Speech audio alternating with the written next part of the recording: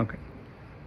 ఈరోజు బంగారుపాలెంకి జగన్మోహన్ రెడ్డి గారు మామిడి రైతులని పరామర్శించడానికి వస్తున్న తరుణంలో ఎల్లో మీడియా అయితే ఒక్కొక్క ఛానల్ ఒక్కొక్క టైటిల్ పెట్టి ఒకరేమో బల ప్రదర్శన అంటారు, ఒకరేమో దండయాత్ర అంట, ఒకరేమో రైతుల తిరుగుబాటు అంట, ఒకరేమో రైతు సమస్యలన్నీ తీరిపోయినా ఇప్పుడెందుకు వస్తున్నాడు అని, తర్వాత కొంతమంది ఏమో 11 మంది ఎమ్మెల్యేలే కదా అని, ఆఫ్టర్ ఆల్ ఎమ్మెల్యే అనేటువంటి ఈ యొక్క వాళ్ళందరి కూడాను 11 గంటల నుంచి కళ్ళు పెద్దవి చేసుకొని ఆ ఛానల్లో చూస్తూ ఉంటే ఎన్ని ఆంక్షలు విధించినా, రౌడీ షీట్లు తెరుస్తామని తెలిసినా, అదేవిధంగా ఆటోలకి పెట్రోల్ బంకుల్లో వాళ్ళకి ఆంక్షలు పెట్టించేసి ఎవరు వచ్చినా కూడా సీజ్ చేస్తామని బెదిరించినా, కేవలం 500 మందికి మాత్రమే పర్మిషన్ అని అన్నా కూడా ఎప్పుడైతే జగన్మోహన్ రెడ్డి గారు ఆ యొక్క బంగారుపాలెంలో అడుగు పెట్టతానే ఆ యొక్క రైతులంతా కూడాను వేలాది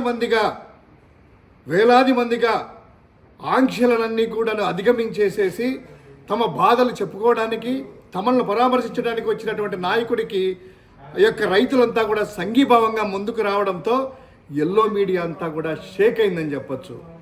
ఇక ఎప్పట్లాగా ఫేక్ ఫ్యాక్టరీ నుంచి తెలుగుదేశం అఫీషియల్ ఖాతాలలో ఫేస్బుక్ అదేవిధంగా ట్విట్టర్ ఖాతాలో ఓపెన్ చేసేసి ఎప్పుడుతో లోకేష్ది తిరిగిందని జనాలు లేని ఒక ఫోటో తీసుకొని వచ్చి ఎడిట్ చేసేసి జగన్ యాత్రకు భయపడి ఎవరు రాలేదు, జనాలు లేక పలచబడ్డారని ఒక ఫోటో ఫేక్ ఫ్యాక్టరీ పెట్టారు.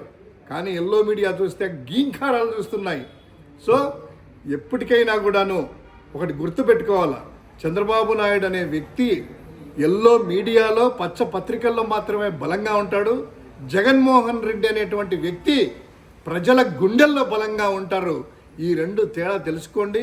ఆయన్ని ఎంత ఆపాలని చూస్తే, ఎంత అనగదొక్కాలని చూస్తే ఒటుడు ఇంతింత అన్నట్లు అంతకంటే పెద్ద ప్రవాహంలాగే జనసంద్రంలోకి వస్తారు. జనసంద్రం అంతా కూడా హక్కున చేర్చుకుంటారనేది ఎల్లో మీడియా గుర్తు చేసుకోవాలి.